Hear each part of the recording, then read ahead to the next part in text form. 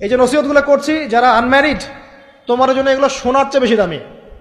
কারণ এই ডিসিশনটা এত এত গুরুত্বপূর্ণ যে জীবনে যদি এটাতে ভুল করে ফেলেন কখনো, সারাটা জীবন আপনাকে এই বোঝা টানতে হবে যে আমরা এখন কি কি কাজ করলে কিভাবে স্টার্ট করব আর কিভাবে আমরা এটাকে সলভ করতে পারি। এই সলিউশনটা দুই রকম। এক নম্বর হচ্ছে যারা অলরেডি পরিবারে ঢুকে গেছেন তাদেরকে অন্য জায়গা থেকে শুরু করতে হবে। মানে যারা অলরেডি পরিবারে ঢুকে গেছেন আপনাদেরকে তওবা করে ফিরে এসে আবার শুরু করতে হবে। আর যারা পরিবারে এখনো ঢোকেন নাই, আপনারা এখনো সৌভাগ্যবান। এখন থেকে যদি আপনারা এই নসিহতগুলো মেনে চলতে পারেন, ইনশাআল্লাহ আপনার পরিবারটা 8-10টা পরিবারের মতো হবে না। ইনশাআল্লাহ রিজিকের ব্যবস্থাটাকে করে নেন, তারপরে ওইদিকে যান। আপনার আপন ভাই হিসেবে আমি কথাগুলো বলছি, মনে করেন। এরপরে আপনি যখন বিয়ে করবেন, বললাম তো, মেয়ের জাস্ট দিনদারিতা দেখবেন। হ্যাঁ, এর উপর যদি সৌন্দর্য থাকে আলহামদুলিল্লাহ, বংশ ভালো হয় আলহামদুলিল্লাহ, মেয়ের অর্থ সম্পদ আছে আলহামদুলিল্লাহ। যদি এগুলোর কোনোটাও না থাকে, দিনদারিতা থাকে, জাস্ট ওটাকে দেখেন, আর কিছু দেখার দরকার নেই, কিছু দেখার দরকার নেই। এরপরে আরেকটা কথা বলতে ভুলে গিয়েছি যে আপনি এই লেভেলে যাওয়ার আগে নিজেও পবিত্র থাকার চেষ্টা করেন। আপনি নিজে জেনায় যায় না, নিজে পর্নে যায় না, নিজে হারাম অ্যাফেয়ার্সে যায় না।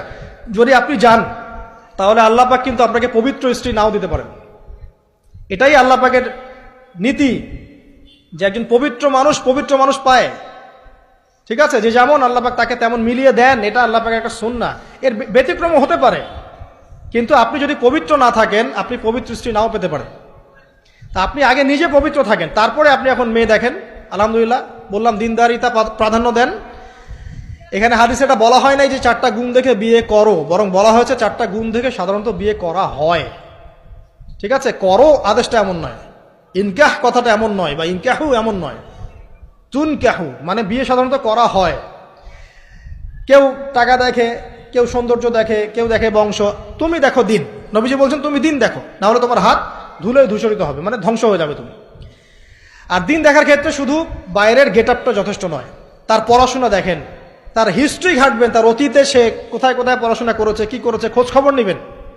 হুট করে তাড়াহুড়া করে কোনো ডিসিশন নিয়ে ফেলবেন না, এটা খুব ভুল করে মানুষ। ঠিক আছে, তার হিস্ট্রি ঘাটেন যে সে কোথায় পড়াশোনা করেছে, কি করেছে না করেছে। তার পরিবারের বায়োডাটা ঘাটেন, তার পরিবারের সদস্যরা কেমন, নামাজ পড়ে কিনা, তার ইসলামের প্রতি কেমন ধারণা পোষণ করে।